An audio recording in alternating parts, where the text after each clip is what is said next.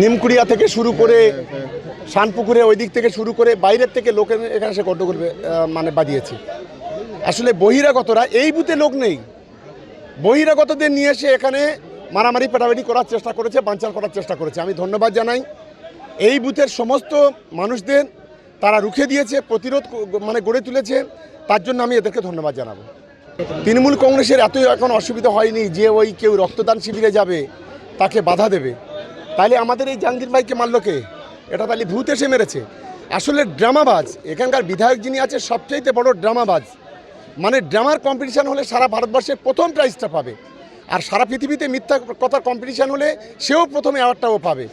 এই নাটকবাজি বেশি দিন চলবে না, আর অল্প দিন, সময় ঘনিয়ে আসছে। যত বেশি তৃণমূল কংগ্রেসকে রক্তাক্ত করবে, যত বেশি তাতাবে, তত বেশি তৃণমূল কংগ্রেসের কর্মীরা আগামী দিনে গর্জে উঠবে।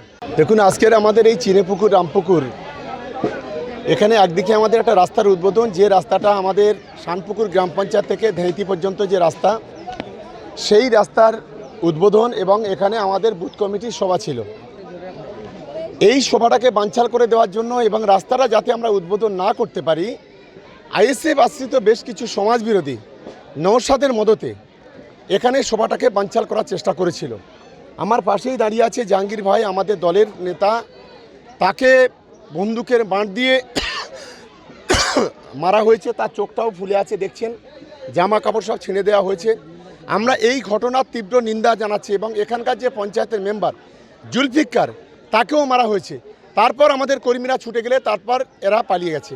এটাই হচ্ছে আইএসএফ। কেন রক্তদান শিবিরে এত রক্তদান শিবির হচ্ছে, কেউ বাধা দিতে পারেনি, আর আজকের বাধা দিয়েছে, সম্পূর্ণ মিথ্যা কথা। এটা নোংরামি, এখন নাটক করছে। এই নাটক আর বেশি দিন চলবে না, করতে দিন, করুক নাটক। আমরা এই ঘটনার, যে ঘটনা ঘটেছে আমাদের জাহাঙ্গীর ভাইকে যেভাবে মারা হয়েছে, আমরা তীব্র নিন্দা করছি। আগামী দিনে আরও তীব্র থেকে তীব্র আন্দোলন হবে, এবং লড়াই আগামী দিনে মাঠে ময়দানে হবে।